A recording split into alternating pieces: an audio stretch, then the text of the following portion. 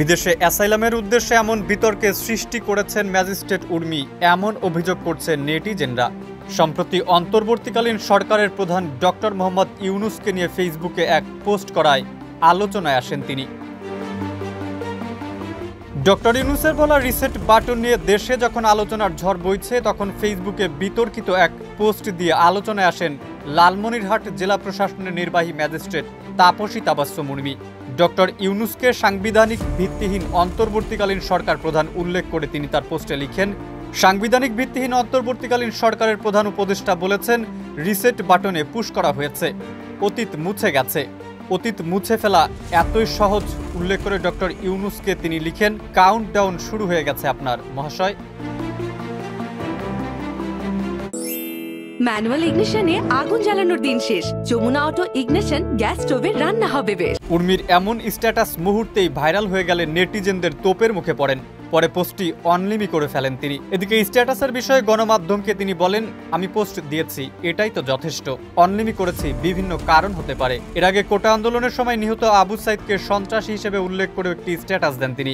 Facebook পোস্টে উর্মি লেখেন, কত বড় বোকার স্বর্গে আছি, এইটা শুধু চিন্তা করি।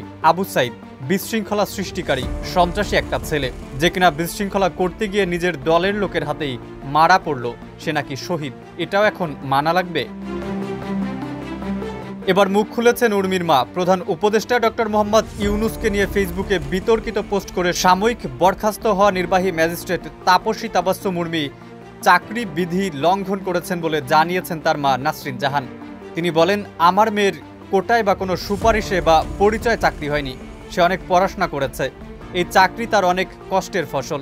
আমার মেয়ে চাকরি বিধি লঙ্ঘন করেছে, এটা তার ঠিক হয়নি, এটা একটা বড় অপরাধ। সব জায়গাতেই চাকরি বিধি মানতে হয়। তার মা আরও জানান, তার মেয়ে রাজনীতির সাথে জড়িত নন। এদিকে ছাত্র জনতার অভ্যুত্থানে ক্ষমতাচ্যুত হয়ে আওয়ামী লীগ সরকারের সবাই যখন চুপ, তখন কেন প্রজাতন্ত্রের একজন কর্মকর্তা হয়ে এ ধরনের মন্তব্য করতে সাহস করেন তিনি?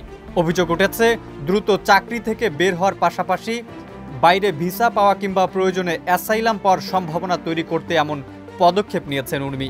প্রথমে জনরোষ তৈরি করতে তিনি আবু সাইদকে সন্ত্রাসী বলে ফেসবুকে স্ট্যাটাস দেন, কিন্তু তার ফেসবুক প্রোফাইল লক থাকায় সেটি বেশি মানুষের কাছে পৌঁছায়নি।